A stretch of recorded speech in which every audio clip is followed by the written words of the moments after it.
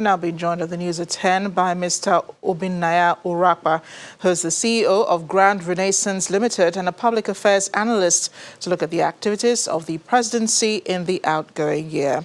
Mr. Urakpa, thank you for joining us on the news at 10. You will agree it has been an eventful year with elections and all of that. Do give us an assessment, if you can, of the presidency this year. Thank you very much for having me. It's a great pleasure having this privilege. I would say that usually in an election year, you expect all sorts. There's usually that feeling of trepidation, both internally and externally. Externally, nations and investors would hold back to see what would happen with the elections. So after the elections in February, and of course the inauguration of the current president, you began to see a few pathways that began to happen. There were a few controversies over how the election went, a bit of hot air here and there, contentions in the court and so on. That having passed, we came up with a budget which this year, of course, was sent to the National Assembly early enough. And of course, within a short period, it was passed by the National Assembly, quite commendable, even though there's still an argument over whether different indices in the budget were closely looked at very well before it was passed, or the National Assembly just didn't want to be criticized this time and just passed what was sent to them. Well, that jury is still out over what exactly happened. This year, the list of ministers was released faster than it happened in 2015, and of course, they got down to work. Now, this year, the president created a clear path to say that the Secretary to Government of the Federation should handle Federal Executive Council matters, while, of course, the Chief of Staff would handle interface with him. This year, we did a few things externally, where, of course, the phobia attacks, the xenophobia attacks in South Africa, and a few places where Nigerians were mistreated, the government came out firmly to address issues. However, perception is key. For a government like the one we have, perception is key. I've had issues with the timeliness with which issues are addressed. Now, I would even speak straight to the president himself.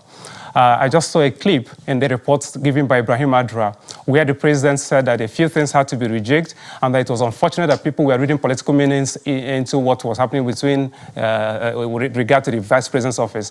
It's important that the media managers of the president, including the president himself, need to understand that perception is key, because it's one thing to have something in mind, to believe that this is where you stand. Also talking about what he said about, despite his age, in spite of his age, there's also the issue of what he swore to about the third term. How people perceive you matters. And then someone once said that Britons don't drink beer, they drink adverts. I am concerned about the way media is managed in this government. I've had my concerns in 2015. It can be better managed. Yeah. And the president did make a trip to at least 8 countries this year. The goal, he said, was to forge partnerships, and that's the picture they wanted to paint for many Nigerians. You think that these trips have been fruitful? Again, the jury is out. Usually, I'm a student of international law and diplomacy, and I can tell you for free that when you go for such trips, it's expected that ahead of time, the foreign mission of Nigeria in those countries, whether it's a high commission or an embassy, needs to ahead of time receive information from the Foreign Affairs Ministry to say the president will be coming. It's a huge thing to move a president from one country to another. It's a huge expense. Usually there's an advanced party that goes ahead and there's so much expenditure, so it has to count for something.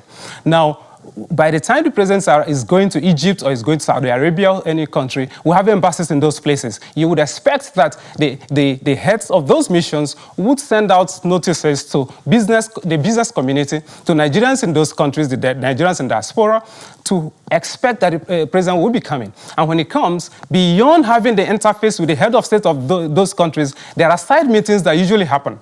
And ahead of time, the advanced party needs to engage those people so that all the president needs to do is to append his signature to agreements. The challenge I have, I can tell you for free, is that Nigeria has signed many agreements, and I suspect that members of the National Assembly were not carried along as those agreements were signed over the years, not just in this government.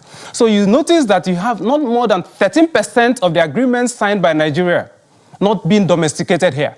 And until you domesticate an external agreement, it will not have the force of law in a country like Nigeria, and in fact, any other country. So many questions there. Mr. Urakpa, thank you again for joining us on the News at 10, the CEO of Grand Renaissance International Limited and a public affairs analyst. Thanks for joining us on the News at 10.